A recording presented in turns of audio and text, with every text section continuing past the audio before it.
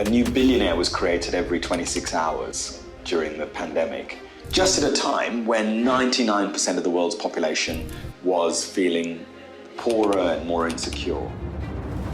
Dr. Dhananjayan Sriskandarajah is the CEO of Oxfam GB, an organisation committed to fighting poverty and injustice.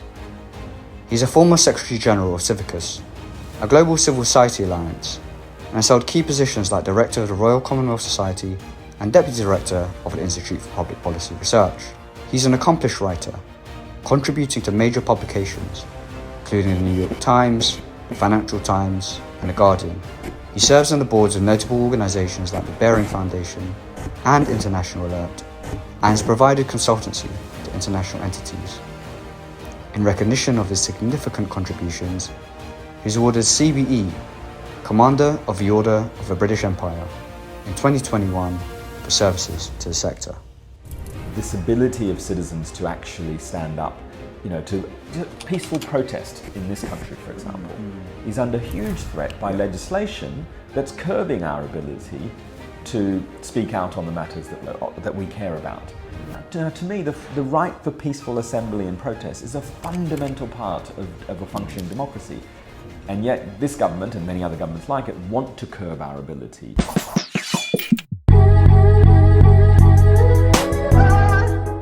Thank you so much, Danny, for joining us at the School of Social Justice. Our second series is officially getting underway, and I'm so glad to have you as a guest teacher.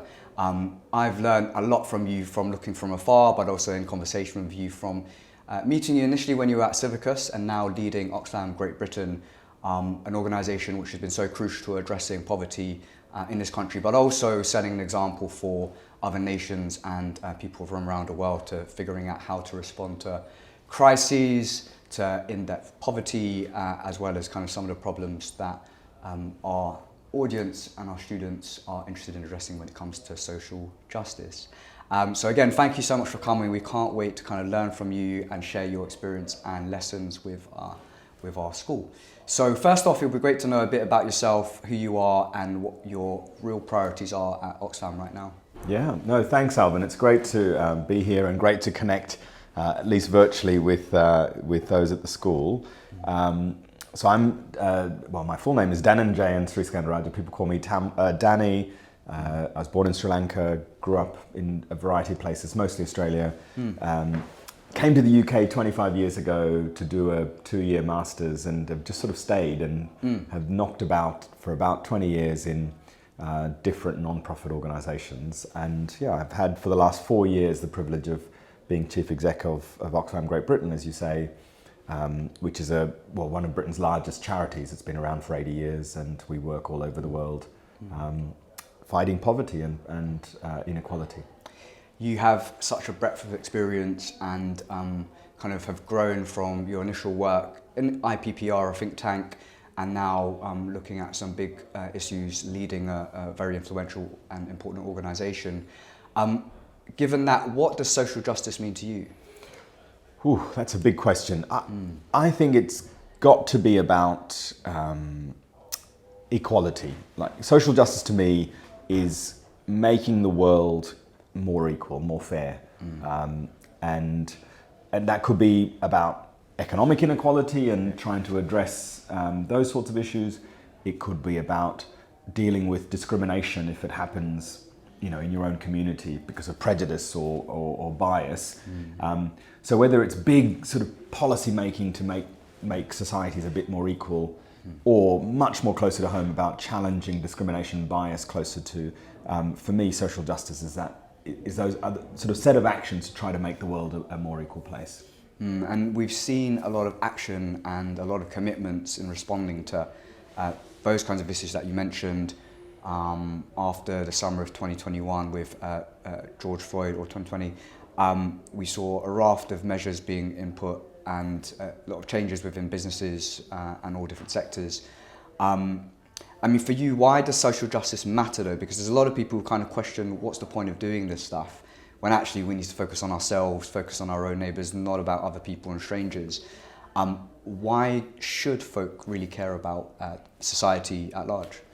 Yeah, look, it's a great question. I think now more than ever, more of us need to care about social justice for a bunch of reasons. One, we are sleepwalking into a global inequality crisis.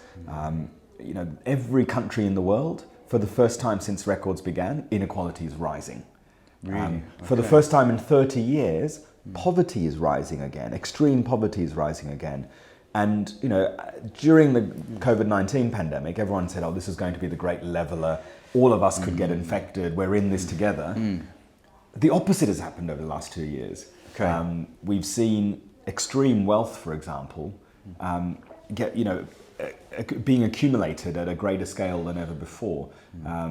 The world's billionaires, and Oxfam produces his annual report looking at extreme wealth inequality, for example, accumulated more wealth in the 2 years of 2020 and 2021 than the previous 14 years put together. A new billionaire was created every 26 hours during the pandemic, just at a time when 99% of the world's population was feeling poorer and more insecure. And so if you just take that one dimension of inequality, things are getting worse and we need to do something about it. And I'd love to know about how we respond to those issues, particularly with the growing inequality. It is a surprise to me that that's the case, given how much progress has happened, but clearly a stark warning about the fact that we can't just take things for granted, and action is needed for every generation and every year, and every new problem that exists, we need to respond. I mean, before we get to the methods, I'm curious to know why you care so much about these issues. I mean, you talked a bit about your upbringing, you talked about your career. Like, why have you got involved and dedicated a large part of your life and energy to these causes? Yeah, for me, it just sort of happened. I never thought about it, but I think it happened because I was born in Sri Lanka, lived there until I was 6, but left just before Sri Lanka was plunged into a 30-year-long civil war. And in some ways, I remember feeling lucky and grateful as a child that I wasn't caught up in all of that. It was just because we were lucky as my parents had the opportunity to live outside Sri Lanka, and so we escaped some of that. And meanwhile, I went from a relatively poorer part of the world, Sri Lanka, to a relatively rich part of the world, Australia, and was really struck by the contrast that, what people in developed countries take for granted, many people around the world just can't take for granted. And that felt to me wrong, that there's a sort of global postcode lottery that goes on, just that, depending on where you're born, your life chances are shaped hugely, and that feels unfair. So I think it was that feeling that I personally was very lucky and therefore felt obliged that I needed to do something about this sort of inequity between, say, the rich world and developing countries, or between those who enjoy privilege and those who just happen not to be born with that. It's fascinating in the sense of the lives of particularly migrant folk who leave countries and have multiple homes in a way. The home you were born and raised in, the home you moved to, the home you settle in. And that might be the case concurrently. I mean, for me, being born and raised in England and seeing the life chances of my cousin who looks exactly like me, we'd always cause trouble when I was in the Philippines, but simply because he had a Filipino passport and was not born in UK, we live very different lives. And I think, particularly for students who are kind of watching, sometimes their only experience of this might be watching the news or watching kind of the documentaries and the media that organisations like yours put together. And I guess that awareness, not only through lived experience, but also through understanding the lives of others, is really important. And I know that's something that you've kind of committed to in your work in terms of sharing the lives of people who might not be as privileged, and also to check ourselves in terms of our privileges.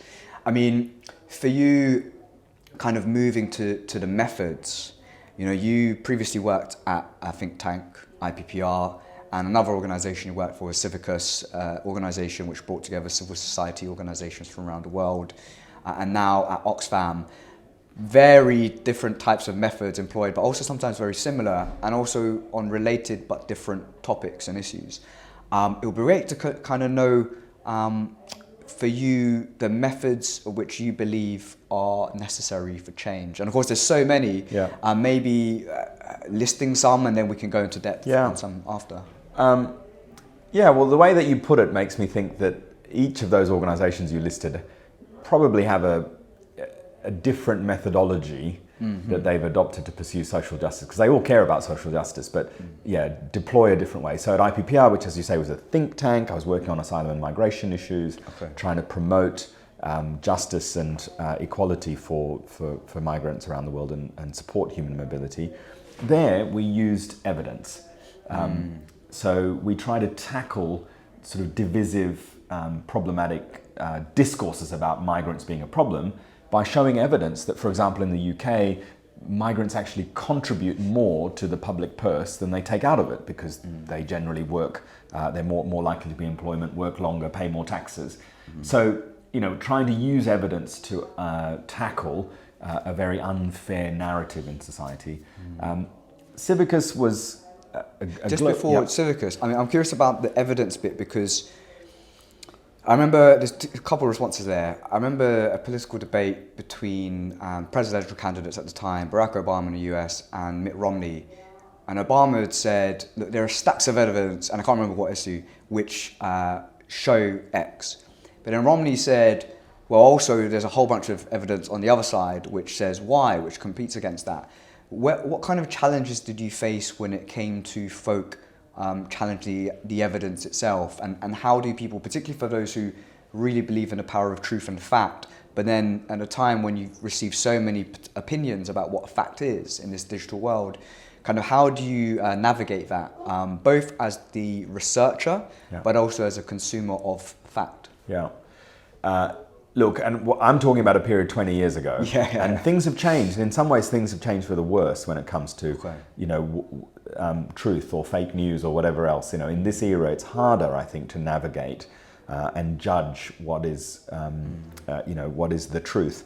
I still think, though, that those of us who care about social justice should use evidence as well as we can, and that might be in part going to where your intended audience is, rather than starting with don't start with what you think is an interesting or important question. Go and ask the people whose minds you want to change what matters to them, and try to find out what arguments, what evidence might work. So, on migration, I think the same holds today as it did 20 years ago, which was, we did spend a lot of time trying to understand why the British public was so concerned about immigration. Turns out it wasn't what we expected. It was often about the local pressures on public services rather than the sort of racism or a xenophobia. So we'd spent a lot of time trying to understand how could local services, public services, be adapted to address some of those concerns. Or maybe my favourite example from those 5 years was we spent a lot of time talking about immigration. If you live in the UK, or if you know much about the UK, what's also stark here is emigration, right? So Brits have been migrating all over the world for centuries and continue to do so in large numbers. So we went about calculating the rate of emigration of Brits out of the UK. Turns out in the early 2000s, it was roughly the same number of immigrants from around the world as the number of Brits going and settling around the world. So we try to use that evidence to turn the argument on its head, to say, well, why wouldn't we accept human mobility into the UK when we take for granted the right to go and work abroad or retire abroad or study abroad? And I thought that was a good example of trying to go, use evidence, but within the public discourse and the narrative, rather than sort of just as a sense of academic pursuit. Yeah, it's a great example of relevant research, which doesn't necessarily stay outside of the public or hidden on library shelves, but actually being contributing to public dialogue. You're about to talk about Civicus and it employing maybe a different method. I think Civicus is a global body that represents, if you will, civil society. So obviously non-governmental organizations, but also social movements and sort of civic freedoms. And I think there, the important lesson for me, I suppose, is how fundamental it is that citizens around the world have the right to organize and mobilize, to speak truth to power. And when I joined Civicus, which was 2013, there was a lot of optimism in the world. There was the Arab revolutions had happened in the Middle East, the Occupy movement, this momentum that citizens were taking back power. But sadly, the last decade, we've seen things get much worse. Only 3% of people on the planet live in a country where Civicus thinks conditions for civil society, the freedoms to express, to assemble, to associate, are genuinely open. 3%? Only 3% of people on the planet live in a country where citizens enjoy the rights of the civic freedoms, if you will. And in places which, Great Britain, where, which are the examples there of the leading countries? So the 3%, actually, Britain's not in that 3%. According to the last Civicus report. Yeah, because what we've seen, so the 3% includes lots of countries in Scandinavia and other parts of Western Europe, but there have been concerns, we know what's been happening sadly in autocratic countries where dictators do their best to stifle any dissent. They will clamp down on journalists, they'll clamp down on dissenters and protesters. But what's also been worrying is that in more mature democracies, if you want to call them that, or constitutional democracies, this ability of citizens to actually stand up, to peaceful protest in this country, for example, is under huge threat by legislation that's curbing our ability to speak out on the matters that we care about. To me, the right for peaceful assembly and protest is a fundamental part of a functioning democracy. And yet this government and many other governments like it want to curb our ability to. So just at a time when, I think I'm losing faith in the ability of our politicians and even some of our corporate leaders in the UK. Yeah, in the UK to deliver truly just, sustainable solutions. But I do have faith in people and people power. And I think that's really important that we come together, we exercise those freedoms, we protect each other's right. Even if we don't agree with each other, we protect our right to speak truth and speak truth to power, and that's a sort of really important methodology as well. Being brave to say, actually, this is wrong, not in my name. We can't open another coal mine in the UK when we are trying to stop the planet from overheating. And I think I have a right to express my displeasure at that. And even if I don't agree with the person who is doing that, or maybe protesting in a highway or whatever, I protect their right to peaceful assembly. That was a powerful rallying cry and a reminder that things aren't inevitable and progress isn't inevitable, and that we have to fight and protect our citizens, those rights. And it was an assumption just there of myself of thinking the UK is a kind of leader of liberty, and in many ways through history it has, but also it hasn't. And the latest suggested reforms to the right to protest are worrying. I'd love to talk a bit about that in a second, but I'm curious to know a bit more about the assembly of different and diverse organisations, because I think what I found fascinating about the work there at Civicus was bring together very different types of people across many different parts of the world to work on common issues, but also to kind of develop the power of civil society on a large scale. I mean, how do you do that? Yeah. Well, I think maybe the most important observation and maybe insight to share with your viewers is the way that citizens are organising and mobilising is changing, and it always changes, right? So when I was a young person, if I wanted to, do something about social justice, I would have to often call people up, or we'd arrange to meet we'd have to meet in a back room of someone's house, or and then things changed a bit, and then it got better. It got easier to communicate, and you could mobilise a bit easier. You could publish your views through the media and social media. Now, the irony in some ways is that it's easier and cheaper and quicker to be able to connect with each other, to organise, to mobilise on the things that you care about. But it also feels like there's there's some challenges. We're under greater surveillance than we've ever been. The clampdown on internet freedoms is shutting down the space for a lot of people to be able to communicate. And so one lesson at Civicus was to sort of nurture diverse spaces for people to be able to organise and mobilise. What's a diverse space? So diverse spaces, it's like allowing people to use the method that they think is most appropriate. So, for example, in the UK, a lot of social change or social justice has been pursued by established charities, we call them here, right? So the sort of non-profit or a non-governmental organisation. So the idea often was, so 80 years ago when Oxfam was formed, was you would organise yourself into an organisation.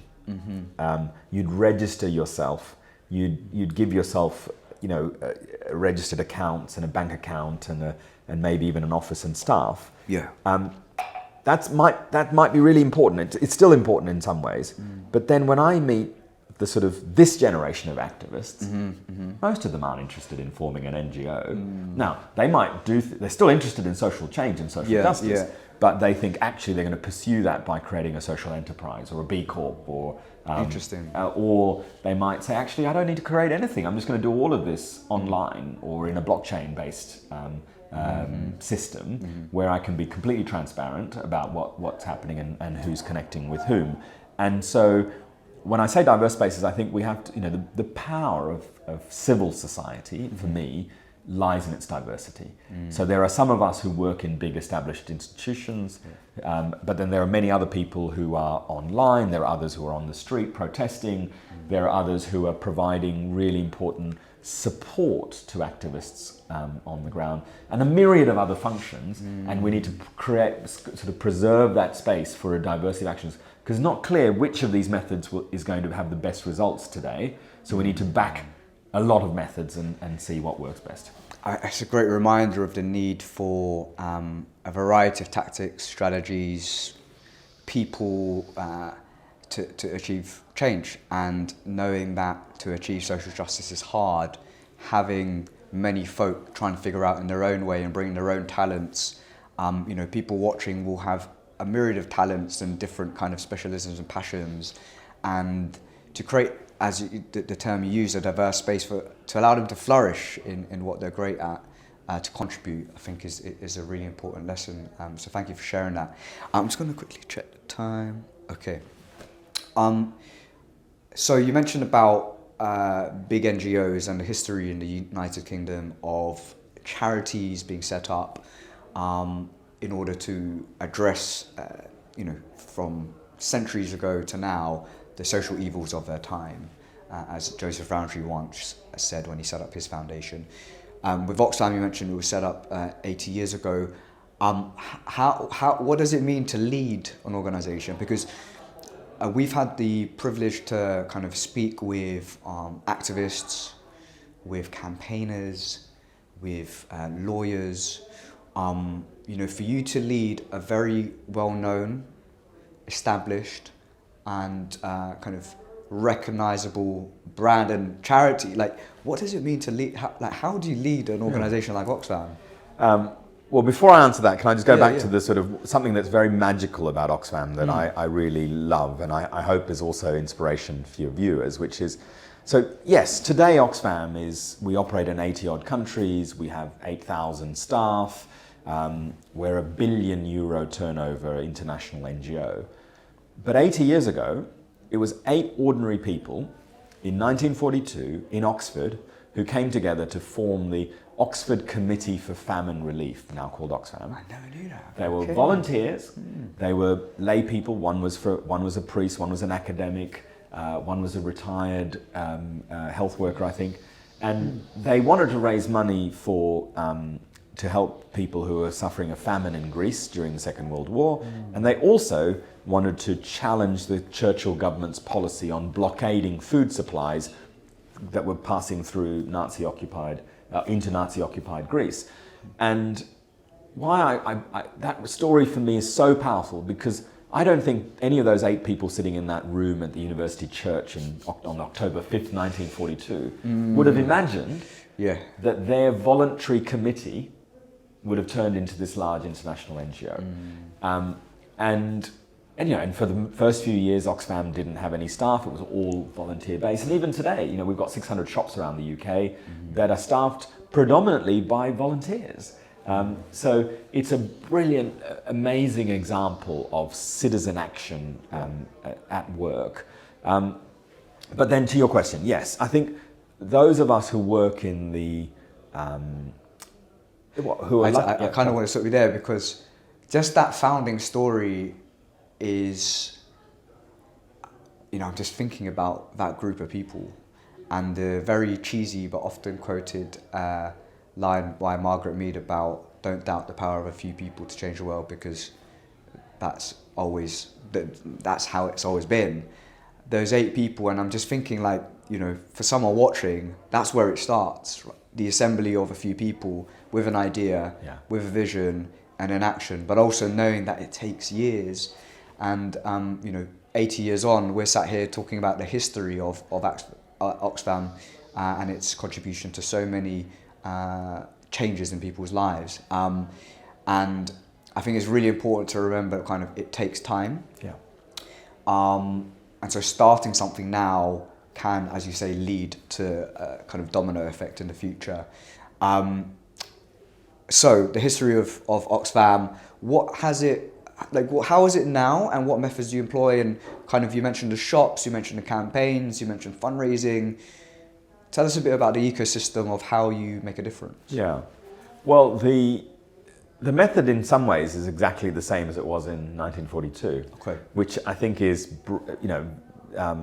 in summary, we take action to save lives and to fight poverty. So we're a very operational organisation. We have large-scale humanitarian operations in some of the most difficult contexts in the world, where people are living very vulnerable lives in the Democratic Republic of Congo, in Syria, in Yemen, in Afghanistan, in a range of countries around the world. We either work directly with communities or support partners who do that. So we take action. But then an equally important part of Oxfam's methodology, if you will, is we campaign and we try to influence on the things that we care about. Those 8 people wrote letters to the government to protest the government's policy on total war, as it was called in the 1940s. For all of these 80 years, Oxfam's been campaigning about fair trade, about gender equality, about economic inequality these days, about vaccine access during the COVID pandemic. So a lot of our time these days is trying to change the systems that keep people in poverty, the systems that replicate discrimination and injustice. So it's that approach, the sort of taking action and speaking out, but joined up, that's been part of our methodology and will continue to be, I hope, for a long time. I think the letter writing is a great example of something which some people think is too simple, it's too easy. You can't create change by just putting your thoughts down on a piece of paper and sending it off to someone powerful. But actually, the act of communication sometimes is keeping it as simple as it is. You see an injustice, you say it shouldn't happen like that, you find out who is responsible and who has the power to change it, and you ask them, or you tell them, this needs to change. I'm curious to know maybe some recent examples of how you have achieved change, starting with a bit about how you choose an issue. As you mentioned, Oxfam has $1 billion, was it revenue or? Revenue. Which is amazing. And not many organizations have that resource. So I'm very curious to know how your organization picks an issue and then develops it to find out how to make a difference on that. And then maybe an example of how that then led to a specific change. So we're a global confederation, we call ourselves. And so when we set strategy, it involves many, many people from all around the world who come together and say, well, what are those key issues that could make the biggest difference, where we could make the biggest difference? And you bring people in a summit or a conference and emails? Mix of online, offline processes as we do our sort of strategy development. It's a difficult choice to make because there are lots of pressing challenges around the world. But for example, at the moment, we're focusing on what we call climate justice. This idea of addressing this injustice that there are many people around the world whose lives and livelihoods are being ruined by climate breakdown, but who had nothing to do with causing climate change. And how do we address those people's concerns? How do we get resources to pay for loss and damage from climate change? And what's the intellectual kind of, or even logistical manner through which you then came to the conclusion that climate justice was the priority? I mean, is it about listing all the things and, people sharing what are the considerations you have, particularly for someone who might be in a leadership position and they're like, how do I work with all of the people around me to find something which is a common cause? Yeah. I mean, at Citizens UK, when I used to work there, the living wage was very powerful because all of our institutions said they had faced problems with working poverty, working multiple jobs in a day, in a week, and still not being able to afford a decent life. So there it was testimony, it was about membership, it was about listening, but also there are very practical means through which you could resolve it. I mean, does something similar happen in the conversation there? Yeah. And I should say, climate justice is one of three main priorities for us. So the other two are around gender equality, this perennial challenge that we haven't faced up to as humanity, which is, deep gender inequality almost everywhere in the world. And then the third around building resilience in some of the most vulnerable countries and contexts around the world. So where we do our work on humanitarian interventions, for example, instead of having to go after disaster strikes, with the response, can we build resilience so that those communities themselves can minimize the impacts of disasters? So those three, though, came, as you say, through this process where part of it was looking back to say, well, what have we been good at over the last 80 years? Where can we add value? Part of it was looking around us to say, well, okay, we're this global network, we have a presence in these countries, we have a network of amazing colleagues who work in it. How do we make the most of that this way? And then part of it is looking forward to saying, okay, well, let's look at the horizon. What's going to happen over the next 10 years? And where might we add value? And that's how we ended up settling on these three issues, all global issues that we can, you could be sitting in Oxfam Filipinas, or you could be sitting in Oxfam Great Britain, or you could be sitting in Oxfam Colombia, and say, actually, yes, we can play our part in delivering more climate justice, or showing the way on how to make our societies more equal between men and women, or helping to rebuild resilience in the communities. So it was a sort of adaptability across the network that also mattered. And that's a helpful kind of example of how such a large organization comes to three issues. And so then what happens next? For you to then figure out, you mentioned at IPPR, you were working on migration, and there was a particular conversation there about the worry about its impact on local services, and then that was the work you then continued on. On those three issues, how do you then make it specific to then maybe achieve, do you focus on legislative change? Is it about coalition building so that other people can act? Is it about capacity building? What is the kind of next few steps after deciding on your agenda? Yeah. Well, maybe I'll give you an example that I saw in Somalia recently, where I had a chance to visit Oxfam programs, and it was heartbreaking. I mean, East Africa is facing the worst drought that it's seen in 40 years, and people are dying because of the impacts of climate change, because there's rising food prices as a result of the war in Ukraine, and so on. But what I saw there, what gave me hope in some ways, is we have amazing Oxfam colleagues in Somalia who are, on the one hand, they are providing life-saving interventions. They're bringing clean water into displaced communities who've just got no access to clean, safe water. They are working with long-term solutions around this resilience question, where they're working with communities on drilling better boreholes that allow, and desalinating the water to be able to use to drink, but also to grow crops, and so therefore, despite the drought, that they can have irrigated agriculture. But then they're also in Hargeisa. I was really inspired by the fact that we are co-funding an innovation hub in Hargeisa, where young Somalis are being trained in digital skills. We're incubating new companies. Some of them, I've met this amazing young group of young people who have started a graphic design company. Having not really known about how to use a computer a few years ago, they've now got the skills of graphic design, and they're selling to other, clients in Somalia. And and we're helping with, there's, like in many parts of the world, in Hargeisa, there's a thriving delivery business where people on motorbikes are delivering all sorts of food or other goods. And we're helping displaced Somalis who've come to the city with skills on how to use the app, how to drive carefully, and supplying them with a motorbike, so that they can be part of this this booming gig economy and creating employability. And so our theory of change, I suppose, if you want to call it that way, is really based in taking action, right? We're the sort of organisation that believes that we've got a responsibility to do stuff to try to improve people's lives, or in some cases, tragically, to save lives that would otherwise be lost. But then trying to change the system. So, after coming back from Somalia, I spent a lot of my time trying to influence decision makers, policy makers, international finance organisations to get much better at funding humanitarian response. The UN only gets about half of the resources it needs at the moment to provide humanitarian relief out around the world. I mean, that's ridiculous. I mean, we're talking about a few tens of millions of dollars in a global economy worth trillions, where rich countries have been pumping billions into keeping industries afloat.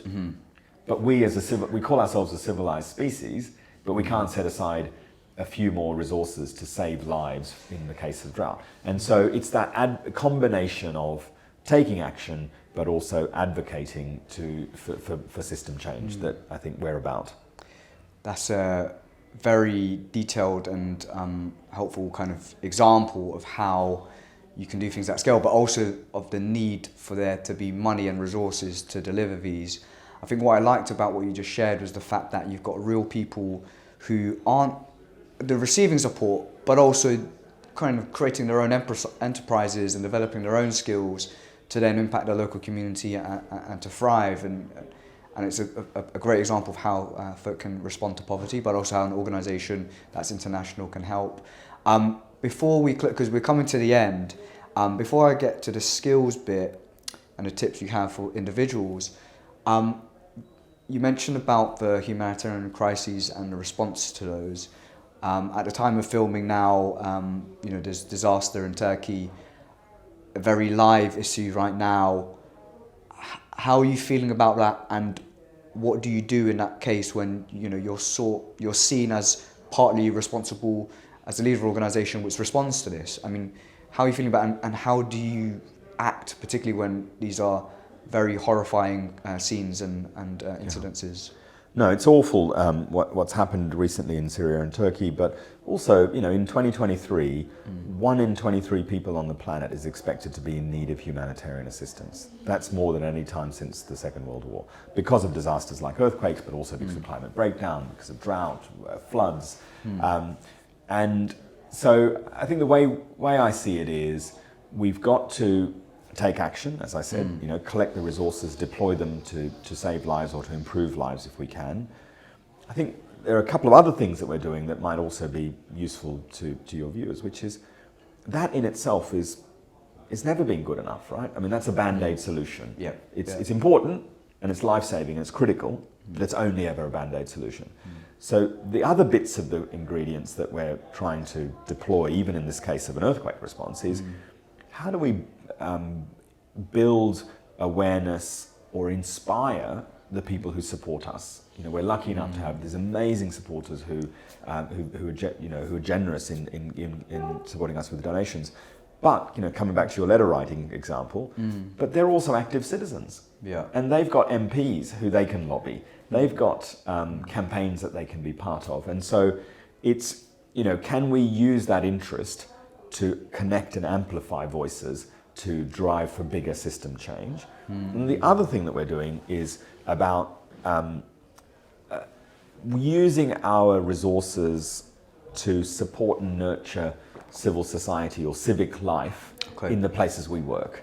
So in Turkey, for example, Oxfam Turkey, which is an independent organisation that's is a women's rights organisation that had been around for 30 years, work with about 80 women's cooperatives across Turkey. And so even in this earthquake response, we're not flying in people from halfway around the world. We're working with women's cooperatives who are part of their communities, and they're the ones who are deciding how best to respond. And in doing so, we're also strengthening the ability of people in Turkey to come together, particularly women.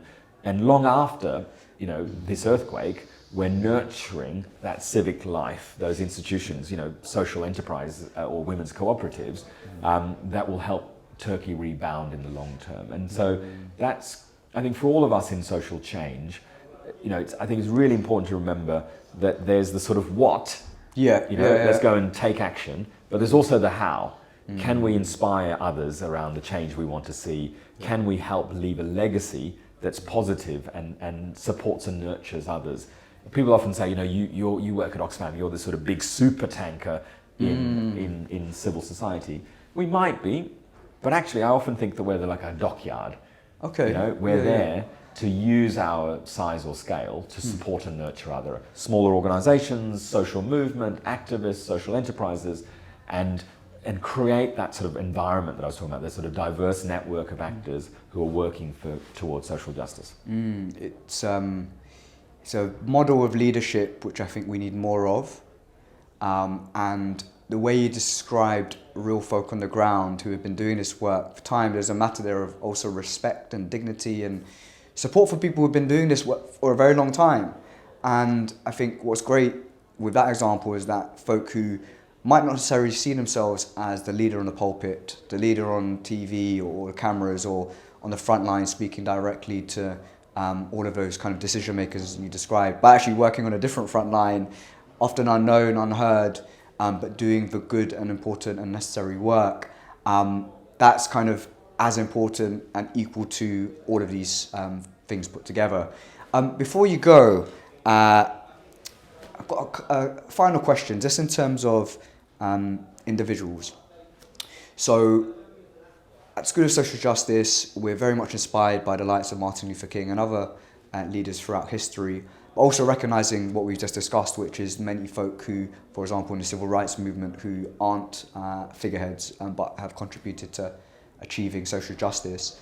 For people who want to learn how to specifically do this, what kind of skills do you think they need in order to help achieve social justice? Yeah. Well, I think before the skills, it's the passion that maybe is sort of the prerequisite, right? Or it's the indignation. Those 8 people sitting in Oxford in 1942 were angry. They were angry that people's lives were being lost. They were angry about British government policy about the war, and it was that indignation that inspired them to put their skills to use. And again, if you look at the story of our 80 years, we've needed all sorts of skills. We talked about the shops. We need people who can run a good shop so they can raise money. We need accountants so that they can do our accounts properly. We needed people who can, amazing storytellers to be able to communicate on the things that we had. So I think... Can you carry on? So who others? So accountants, stores... Yeah, accountants... Oxfam is full of all sorts of amazing, weird and wonderful occupations. We've got plumbers. Okay. We need water engineers to help us build, toilet systems in refugee camps around the world. We need lawyers to be able to advise us that when we are taking risks on campaigning, that we're doing so informed about what the regulations say. We need fundraisers, because a lot of what we do is about inspiring people about the things we care about, and hopefully through that raising resources. And I've seen, maybe for the first time in my career, because Oxfam's quite large, I've seen that, the diversity of skills that you need in social change more clearly than I've ever seen before, because the Oxfam system, the machine, wouldn't work if we didn't have every one of those sort of skills being utilised for common purpose. I think that's a very kind of unique, in our case, in terms of the series we put together, unique perspective, because a lot of times this work is being done by smaller organisations, and Oxfam plumbers, lawyers, accountants, many ways for people to get involved on the cause of trying to address poverty and humanitarian crisis. Like a great example of many ways in which you can get involved. But, by the way, so someone told me when I used to work at Civicus that that there is a concern that we become sort of sectoral or have this sort of sector fetish, right? So, I work in the NGOs and someone else might work in a business and someone else works in the civil service. And this person said, actually, we should all be 24-hour citizens, right? Why should where we work for 8 hours or 10 hours or 12 hours a day determine who we are? And we've got a responsibility within our own institutions to drive change as much as we can, but then we've got all the other hours in the day that we're awake that we could be and should be exercising our citizenship. That could be volunteering, it could be campaigning, it could be helping someone run their own campaign. And I think for me, that's what, I often think that this has got to be the century of the citizen, right? For most of human history, we've been subjects, being told that we've got to look up to some ruling power and lately we've been told we're consumers, right? Yeah. We are because we consume. That's what sort of global capitalism wants us to be. Yeah. But actually, I think this has got to be the century of the citizens, where we exercise those fundamental freedoms to organize, to mobilize, and fill the gaps that the states and the markets are leaving at the moment. And each of us, as you say, regardless of where we work or whether we work at all, has a role to play in that. Century of the citizen. I love that. And, hopefully the people who are watching this can be a part of that. One final question. How do you learn? You're clearly, in the world of change making, you've been able to support, contribute and lead change and organizations which bring people together for social justice. Like, how do you learn? What's your process of learning? Are you a books person? Are you someone who watches films? Or do you sit down and think? Do you have an example of like how you actually develop yourself how have you developed yourself throughout your career? I think I'm a people person. I like talking to people and learning from the experience of others. And what I really like is cross-pollination. I like meeting people from different walks of life, doing very different things, and trying to understand the world from their perspective, but also, where possible, make some connections. To say, hey, you've got, in fact, I'll tell you an example from the other day. I was just up the road from where we're filming this, at McKinsey, where we did a hackathon with some young McKinsey staff and students, graduate students and others working on innovation. And it was to help, hackathon to help us at Oxfam solve some of our sort of internal organisational problems.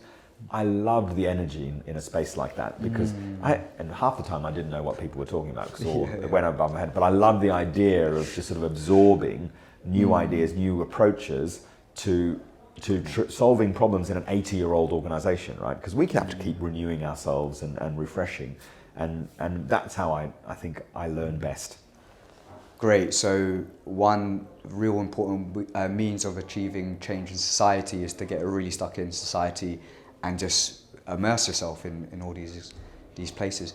Danny, thank you so much. It's been a whirlwind tour, but also I've learned so much about kind of your journey, your experience, your skills, and I'm sure the people watching have learned so much too. Thank you for your time, and can't wait to share all of this with people around the world to help them go on and make a difference. So thank you for your time. I wish we had more, but I know you've got now to head off to the BBC to continue doing the great work you're doing. So thank you so much. Thanks, Alvin. Cool. Cheers. Cheers, Dan. This educational content is absolutely free. Why? Because our vision is a world where anybody, no matter their background, can learn how to make a difference. To keep going, we need your help. Can you become our next patron? Can you help us reach 2,500 patrons? I really hope so. Whatever the case, hope you learned something today, and sending you peace and love. Let's keep learning.